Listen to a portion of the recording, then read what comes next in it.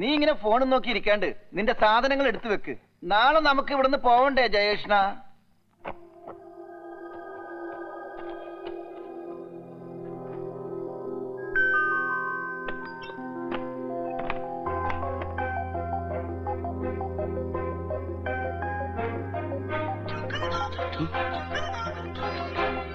Hello. കുട്ടി പറ. പരീക്ഷയൊക്കെ എങ്ങനെയുണ്ടായിരുന്നു? ഞാൻ നന്നായിട്ട് എഴുതിയിട്ടുണ്ട്. കുട്ടി എനിക്ക് തന്ന വാക്കോർമ്മയുണ്ടല്ലോ. എന്താ വരും എന്ന് പറയാത്തെ? ഞാൻ വരില്ല. ജയകൃഷ്ണന്റെ മുന്നിൽ എനിക്ക് വരാൻ പറ്റില്ല. എന്തുകൊണ്ട് പറ്റില്ല? ജാതിയോ മതോ പണോ അങ്ങനെ എന്തെങ്കിലും പ്രശ്നമുണ്ടോ? അതൊക്കെ ഉണ്ടെന്ന് കൂട്ടിക്കോളൂ. ഇതൊന്നും ഒരു കാരണമല്ല. എനിക്ക് കാണണം. കുട്ടി വന്നേ പറ്റൂ. ഞാൻ വന്നാ പിന്നെ എനിക്ക് തിരിച്ചു പോകാൻ പറ്റില്ല. ജയകൃഷ്ണൻ എന്നെ കൊണ്ടുപോകേണ്ടി വരും. കളിയാക്കാണോ? ഇപ്പൊ ഞാൻ കാര്യമായിട്ടാ പറയണേ. കൊണ്ടുപോകൂ എന്നെ. വന്നാ പിന്നെ കൊണ്ടുപോകാതെ? ചുമ്മാ പറയരുത്. നല്ലോണം ആലോചിച്ചിട്ട് വേണം പറയാൻ. എന്റെ വീട്ടുകാർ നിസ്സാരക്കാരല്ല. അതൊന്നും എനിക്കൊരു പ്രശ്നമല്ല. കുട്ടി വന്നാ ഞാൻ കൊണ്ടുപോയിരിക്കും. ഞാൻ ആരാണെങ്കിലും എന്നെ കണ്ടതിന് ശേഷം ഇയാളുടെ മട്ട് മാറരുത്. അത് കുട്ടി ഇനിയും എന്നെ മനസ്സിലാക്കാഞ്ഞിട്ടാ. ഞാൻ കാണാതെ എത്ര ഇഷ്ടപ്പെടുന്നത്. ഇനി കാണുമ്പോ അത് കൂടുകയല്ലാതെ എങ്ങനെ കുറയണേ? ആ ഇഷ്ടത്തിനകത്ത് കുട്ടി കാണാൻ നല്ലതാണോ മോശമാണോ എന്നൊന്നും എനിക്ക് മനസ്സിലാവില്ല. കുട്ടി ആരായാലും എന്തായാലും വന്നാൽ ഞാൻ കൊണ്ടുപോകും. എങ്കിൽ ജയകൃഷ്ണൻ നാളെ അതിരാവിലെ റെയിൽവേ സ്റ്റേഷനിൽ എത്തണം. ഞാൻ അവിടെ ഉണ്ടാവും. അയ്യോ, നാളെ വേണ്ട. രാവിലെ എനിക്ക് അമ്മൂനെ വീട്ടിൽ കൊണ്ടാക്കേണ്ടതാ. അമ്മൂനെ വീട്ടിൽ കൊണ്ടാക്കിയിട്ട് വരുമ്പോഴേക്കും കൂടെ വരാൻ പിന്നെ ഞാൻ ഉണ്ടാവില്ല. അതെന്താ? ഹോസ്റ്റലിൽ നിന്ന് നാളെ എന്നെയും വീട്ടിലേക്ക് കൊണ്ടുപോവില്ലേ? അയ്യോ, എങ്കിൽ വരാം. അമ്മൂനോട് ഞാൻ പറഞ്ഞോളാം. പിന്നെ എനിക്കൊരു റിക്വസ്റ്റ് ഉണ്ട്. പോകുന്ന വഴിക്ക് എന്റെ അച്ഛനെയും അമ്മയും കണ്ട് അനുഗ്രഹം മേടിച്ചിട്ട് പോയാലോ? അതൊന്നും വേണ്ട. അതിനുള്ളിൽ എന്റെ വീട്ടുകാര് വന്ന് പിടികൂടി ബഹളാവും.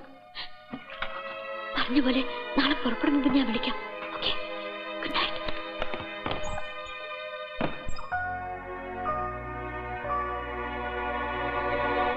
അമ്മോ, അമ്മ ഉറങ്ങിയോ? ഒന്ന് വാല് പറഞ്ഞേ. അമ്മോ. ആ കുട്ടി വിളിച്ചിരുന്നു. നാളെ വീട്ടുകാരെത്തുന്നതിന് മുമ്പ് എന്നോട് ചെല്ലാൻ പറഞ്ഞിരിക്കുക, കൂട്ടിക്കൊണ്ടുപോവാൻ.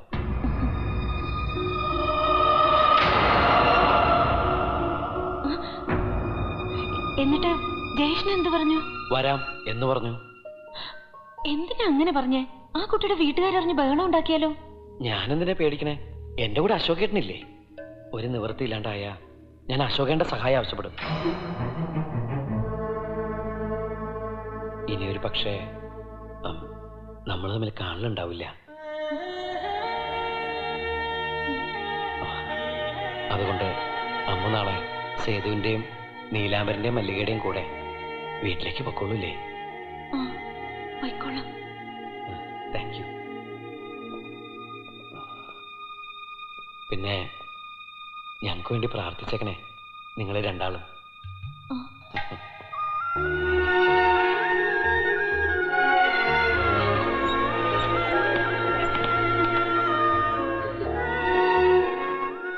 നീ ഇപ്പൊ ചെയ്യണതാ ശരി. അയാളോട് മാത്രമല്ല അമ്മോ, നിന്നോടും.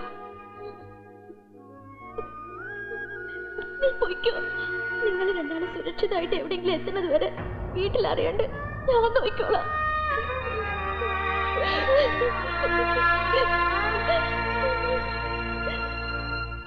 നിന്റെ സഫാരി ഒന്നും ഇനി നിനക്ക് ആവശ്യമില്ലല്ല. അവിടെ ചെല്ലുമ്പോ തിരിച്ചു ചോദിക്കോ?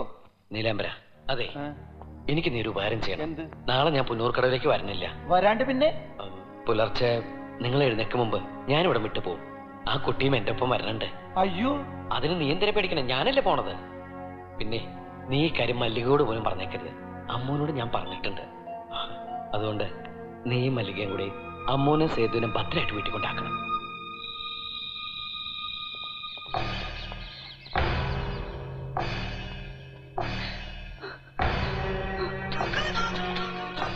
ഹലോ, കുട്ടി ഇറങ്ങിയോ? ഞാനിപ്പോ ഇറങ്ങിയതേ ഉള്ളൂ. ഞാനും ഇറങ്ങാൻ പോവാ.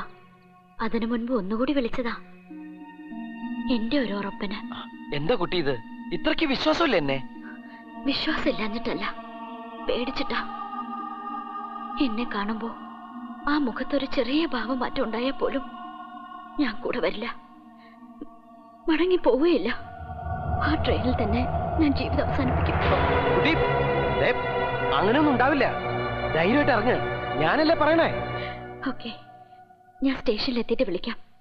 അപ്പൊ വരുന്ന ട്രെയിനിന്റെ ലാസ്റ്റ് സ്റ്റേഷനിലേക്ക് രണ്ടാൾക്കുള്ള ടിക്കറ്റും എടുത്ത് ട്രെയിനിൽ കയറണം. ഞാൻ അതിനകത്തുണ്ടാവും. പിന്നെ അച്ഛനെയും അമ്മയും കണ്ട് യാത്ര ചോദിക്കണമെന്ന് പറഞ്ഞില്ലേ, അവരോട് അവിടെ അടുത്ത സ്റ്റേഷനിലൊന്ന് വരാൻ പറയോ? നമുക്ക് അനുഗ്രഹം മേടിച്ചിട്ട് പോകാലോ. എങ്കിൽ ഞാൻ ഇപ്പൊ തന്നെ വിളിച്ചു പറയാം.